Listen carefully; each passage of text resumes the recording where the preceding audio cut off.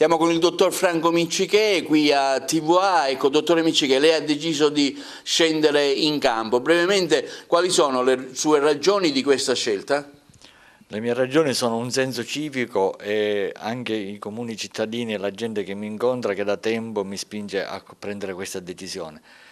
Naturalmente amo la mia città, ripeto, sono un medico e ho deciso anche di sacrificare la mia professione sempre e esclusivamente per i miei cittadini e per la mia terra. Ecco, fare il sindaco ad Agrigento, una città ampia, molto satellitare nella sua dimensione di quartiere, ecco, non le credo che sia un compito arduo e difficile. Ma sicuramente sarà difficilissimo. Agrigento, ripeto, anche se è una città piccola in apparenza, però ha tanti quartieri satelliti. Ricordo Giardina, Montaperto, Villaggio Mosè, San Leone, Zingarello, Fontanelle, Monserrato, quindi capite bene la vastità del territorio.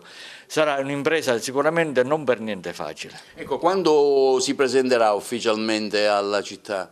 Ma io già ormai, dopo questa intervista e anche l'intervista che ho fatto la settimana scorsa, ormai è ufficiale la mia candidatura.